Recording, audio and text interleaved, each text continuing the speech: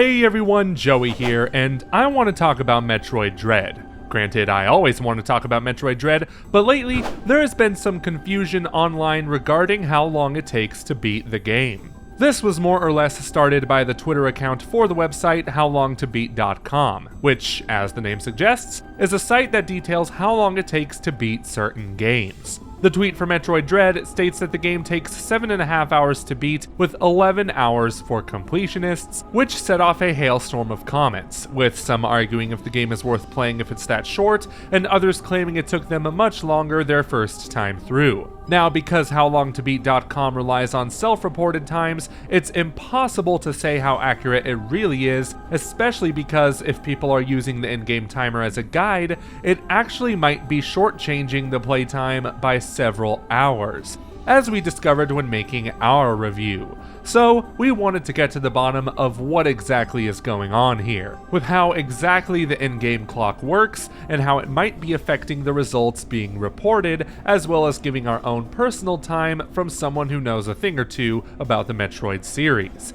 I did just replay all of them leading up to Dread after all, so let's begin with breaking down the InGame Clock.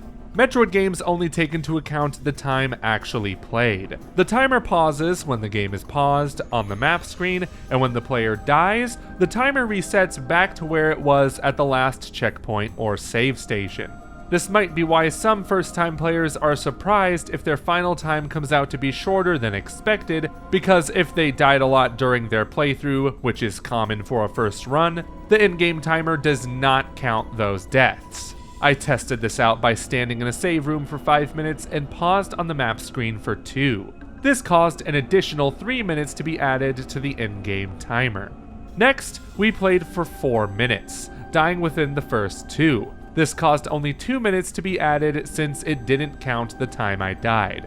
However, what surprised me about these tests is that the in-game timer seemed to take into account cutscenes. I started a new file and played about 6.5 minutes while letting the cutscenes play. The time came out to be around 9 minutes. How do we even explain the additional 3 to 4 minutes I didn't even play? My only theory is that the game counts the beginning cutscene whether you skip it or not.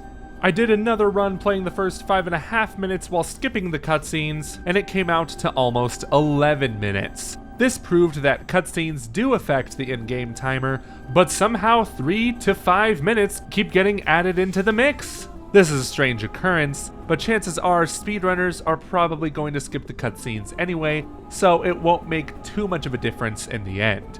With all this in mind, my first run of Metroid Dread took 9 hours, 4 minutes to finish, but I recorded this entire playthrough from beginning to end, so I added the time from all my footage together, and it actually took me 12 hours and 2 minutes. It then took me an additional 4.5 hours to finish gathering 100% of the items, even though the in-game timer only added about 3.